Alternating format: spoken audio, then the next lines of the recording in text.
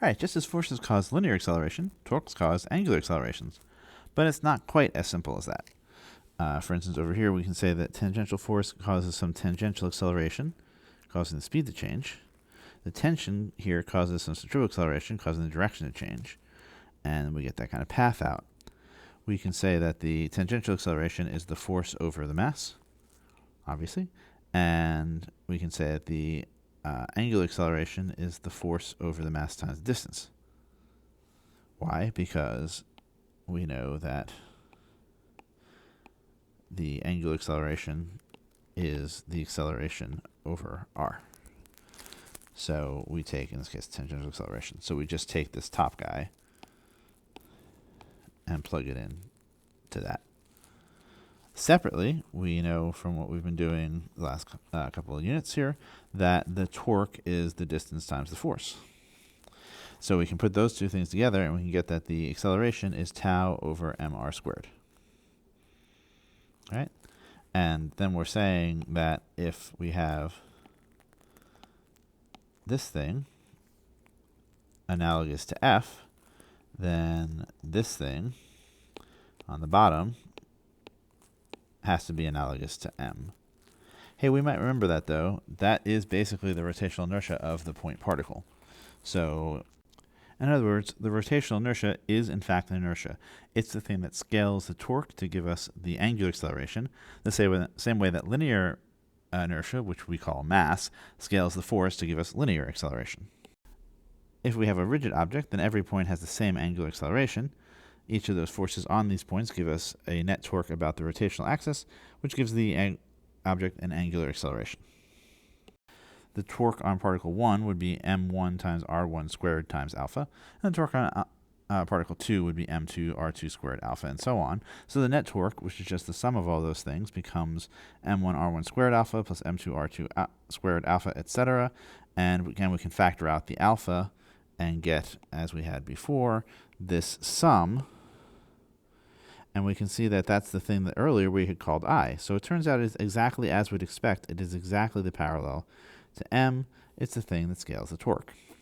So now we can look back at our correspondence tree here, and we have the kinematics variables. X becomes theta, and V becomes omega, and A becomes alpha.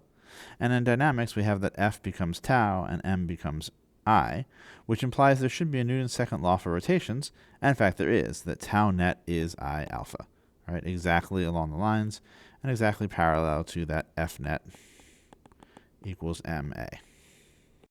We'll get some practice using Newton's second law to analyze rotation about a fixed axis, one that itself is not allowed to move or rotate. Here we have a bar attached to a wall via an ideal pivot. Find the force in newtons that must be applied vertically at the far end in order to keep the bar horizontal. What you want to do here is that you know the angular acceleration at the moment is 0. So here's our free body diagram-like thing. It's a little different because, of course, they're not at the one point, but we draw each force where it is. The weight pulls the thing down, acting at the midpoint of the bar. We assume the bar is uniform given no other information, so its center of mass is its center. And then we're holding it at the far end, which I'm going to call the person's force FP, but the hinge is also supporting it upward. And we need all of these things to put the system in equilibrium, which means that we can say, computing the torque about the hinge, we would find that we would be able to set it to 0. All right, we could pick some other point. We're not going to, but we could pick some other point to rotate about. No matter what point we pick to rotate about, the torque would be 0. So tau net is tau from the hinge plus tau from gravity plus tau from the person. The tau from the hinge is the force of the hinge times its distance from the pivot, which, of course, by definition is 0. So we can essentially say that this guy doesn't matter. And then we have the weight times its distance, which is 1/2 L, and the person's force, which is just FP times L, which we can rearrange this a little bit like that and say, well, tau net should be 0, so FPL minus 1/2 FGL is 0, so FP has to be 1/2 FG, so we have to end up with something like 270 newtons. And this is kind of logical. We need to support half the weight over here and half the weight over here. Why half? Because the gravity is halfway between them. If the center of the board were offset by some amount, the two forces would not be equal. Okay, well that was really a statics question. We want a dynamics question. So let's say the bar is released. So when it takes away FP, find its initial angular acceleration in radians per second squared. And remember that the rotational inertia of a bar about its endpoint is known to be I is 1/3 ml square. So we set everything up here, and again we can say that there is a force of gravity and it is acting at the midpoint. If we call this whole thing L. So tau net, now the only force on it is gravity, so it's just gravity times its distance, which is 1/2 L. But tau net is also I alpha. So we can say 1/2 mgl is 1/3 ml squared times alpha.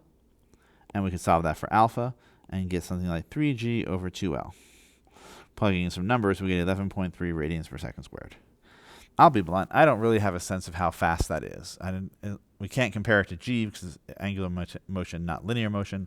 And I just don't have a similar sense of whether that's a lot. It does say that it goes around roughly twice.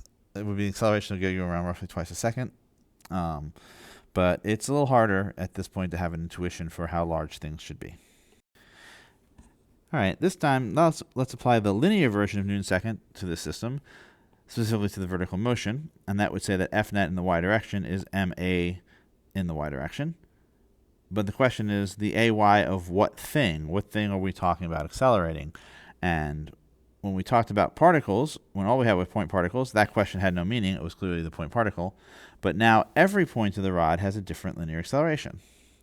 The thing we'll use is the center of mass, which remember is generally also the center of gravity.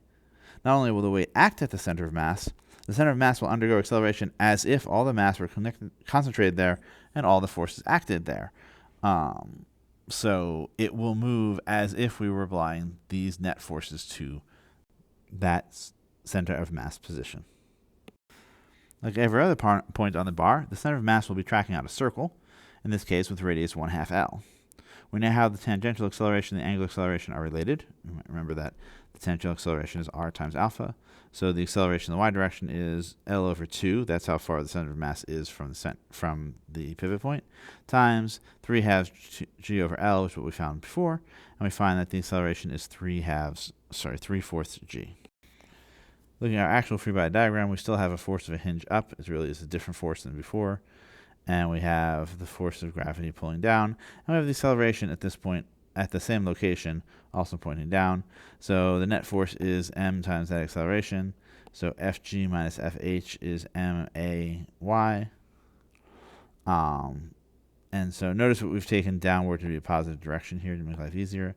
So Fh ends up being mg minus m times 3/4 g, or 1/4 mg.